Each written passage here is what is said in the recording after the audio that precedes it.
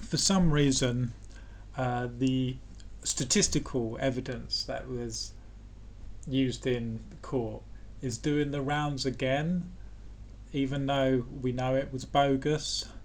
A couple of people are bringing it up again and trying to say it wasn't bogus. So there's this. I've seen this channel called Back to the Science. I've actually seen this woman before. Before she mentioned Lucy Letby. It was a bit strange. She was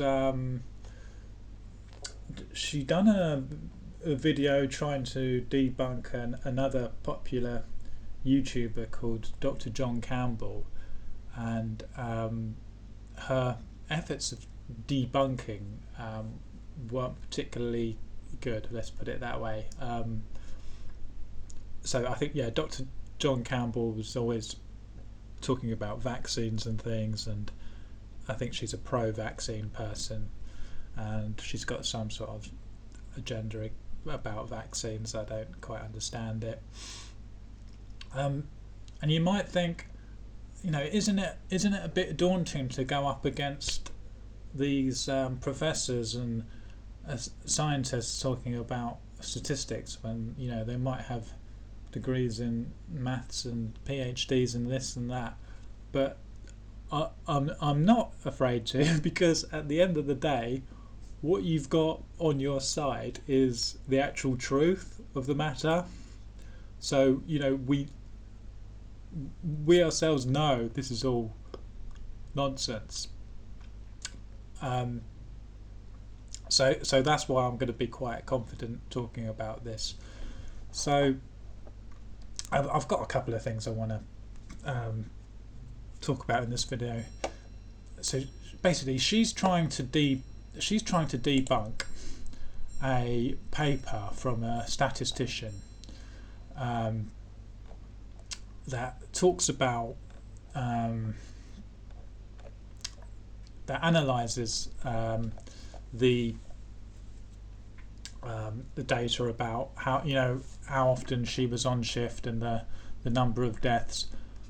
But what's underlying all this, the problem is, what is being analysed is only the data that we've been given, and there's a crucial thing here, is that this information was obtained using inferential methods based on the theory of missing data. Basically, we don't actually have the data. So where they're talking about, again here, name Lucy Letby. So Dr. Oliver here is talking about how Dr. Evans decided to look at the data. Or anyone else. I received a copy of the clinical notes of over 30 babies who had either died or collapsed between January 2015 and July 2016. Okay. Well, herein lies the problem. This here, the 30 babies who had either died or collapsed and between January 2015 and July 2016 is itself a subset of data. So you can analyse it however much you like. I mean, she may well have been on shift for 100% of these. But because what they're actually analysing is a subset of data, she didn't start working at on the neonatal unit in January 2015, and she didn't finish working there in July 2016. That, and the 30 babies that they've chosen that had either died or collapsed, there could have been many, many more. Well, firstly, I've got a problem with this word collapsed. It sort of encompasses quite a lot of things. It could be, you know, the baby might have recovered after it had a drop in some sort of O2 stats or something. And let's just look at it at an even wider, with an even wider angle. We know Lucy was she done everything by the book, and she was a note taker as well. I'm not saying that this is the case, but she would have documented any collapses. So the way that they're getting this data of how many collapses there are is from the medical notes, and she would have documented in the medical notes. If there was another nurse on shift that wasn't quite as good at note taking, and maybe didn't document the collapses, or didn't even notice them, you know, if the baby got better, you know, had a temporary drop in this or that level, and it went up, and maybe the nurse didn't even notice, wasn't as vigilant as Lucy, or noticed it, didn't think it significant enough to write it down, whereas Lucy would have. That this information wouldn't even exist in any data set. So you're already looking at a subset of data. Like how I received a copy of the clinical notes of over 30 babies. Well, I bet you, hold on, 30 babies between January 2015 and July 2016. I bet you the hospital took in over 30 babies between that period, did they not? So this is why I'm saying that they're already analysing a subset.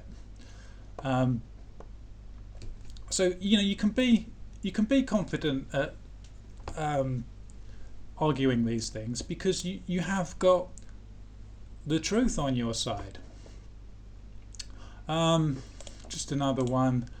Where we go again.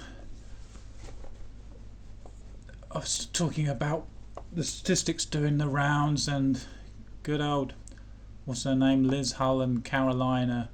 And any statement Are that at she it makes again. in Parliament is subject to parliamentary privilege. But we did just want to address one aspect of what he's been saying, because in fact we don't think everything that he's been saying is necessarily correct. Talking about David Yeah, Davis. so one of the things he's been saying, Caroline, quite a few times, not just on Wednesday, but also on TV previously, is that the jury were misled by the prosecution graph, which showed that Lucy Letby was on duty every time a baby died or was harmed. Right.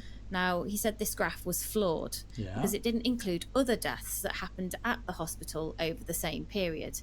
And he claimed that Lucy Letby was not on duty when those other deaths occurred. So, just to explain, because this is where it gets a little bit complicated. It's not complicated. Lucy Letby was charged and convicted, as we know, of murdering 7 babies between June 2015 and June 2016. But in fact, there were 13 babies who died in the neonatal unit over that period.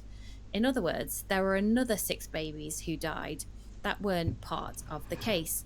So David has said Lucy Letby was not on duty for most of these deaths, when in fact we know that she was. And we know this because we've seen the full thematic review that Arian Powell carried out.